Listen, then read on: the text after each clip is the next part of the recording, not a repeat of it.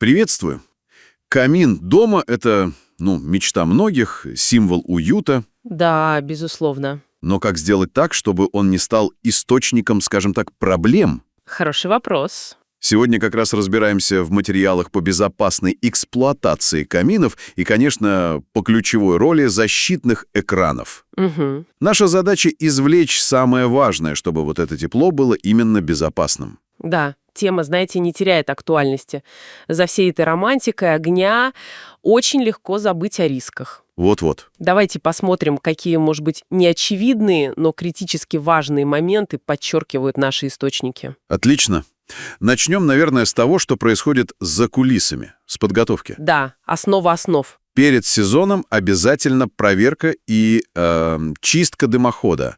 Звучит немного рутинно, но почему это так критично? О, это очень критично, потому что главная опасность скрывается внутри, это, криозот. Криозот.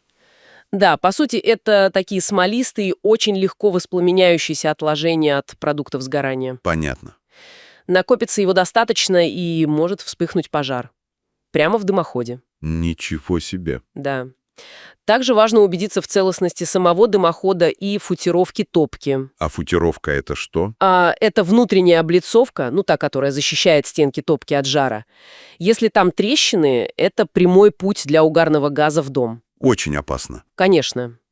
И исправная заслонка, она помогает тягу контролировать и не дает дыму идти обратно в комнату. То, что называют обратной тягой. Понятно. То есть чистка — это не просто сажу убрать, а прямо реальная противопожарная мера?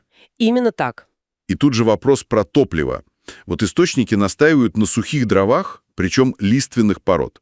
Есть разница, чем топить, кроме, может, количества дыма? О, еще какая разница. Во-первых, влажные дрова, они же горят хуже, тепла дают меньше и образуют гораздо больше того самого криозота. Угу. Во-вторых, хвойные породы, сосна, они содержат много смолы.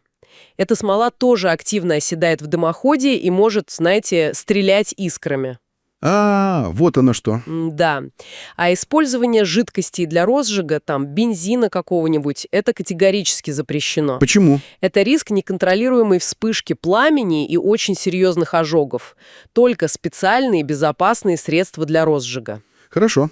И размер поленьев тоже важен. Слишком большие могут привести к тому, что пламя будет, вырываться из топки. Ясно. Так, дымоход чист, дрова правильные. Но ведь сам огонь, он же все равно остается источником искр. Конечно. И вот тут, судя по всем материалам, которые мы смотрели, ключевую роль играют защитные экраны. Насколько они вообще обязательны? Для классических дровяных каминов практически все источники их рекомендуют как обязательный элемент. Прямо обязательный. Да. Понимаете, одна искра на ковре или мебели, и вот ваш уютный вечер может обернуться бедой. Особенно, конечно, если дома есть дети или питомцы, которые могут подойти слишком близко. Логично. Экраны бывают разные, от простых сеток, которые хорошо тепло пропускают, до таких, изысканных кованых изделий или жаропрочного стекла. Вот стеклянный экран, конечно, позволяет любоваться огнем без помех. Но не съедает ли он часть тепла? Насколько это, скажем, заметный компромисс? Некоторый эффект есть. Стекло, особенно если оно сплошное, оно может несколько снижать интенсивность именно лучистого тепла, которое попадает в комнату, по сравнению с сеткой, которая пропускает его почти полностью. Так. Но, знаете, современные стекла достаточно эффективны, и для многих вот эта эстетика, возможность видеть огонь, она перевешивает небольшую потерю тепла. Тут уже выбор зависит от приоритетов. Понятно.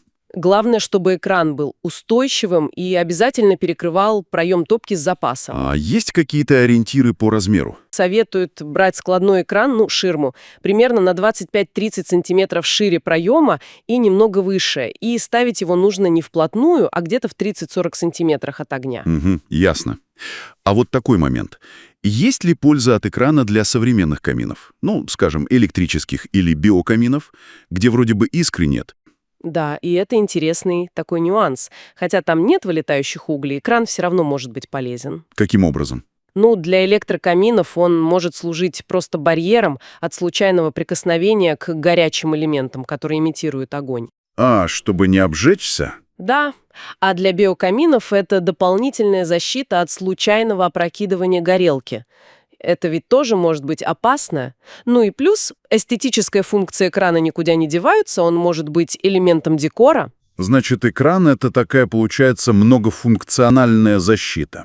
Но даже с ним, как подчеркивают все источники, нельзя терять бдительность. Какое главное правило эксплуатации? Самое главное, золотое правило — никогда не оставлять работающий камин без присмотра.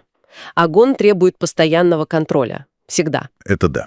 И еще один крайне важный элемент безопасности, о котором нельзя забывать, это детекторы. Детекторы дыма — это понятно, да, но упоминаются и другие. Да, обязательно детекторы угарного газа. Почему именно он? Если есть проблемы с тягой или топливо сгорает не полностью. И детектор — это, по сути, единственная надежная защита от отравления им. То есть без него можно и не заметить. Совершенно верно.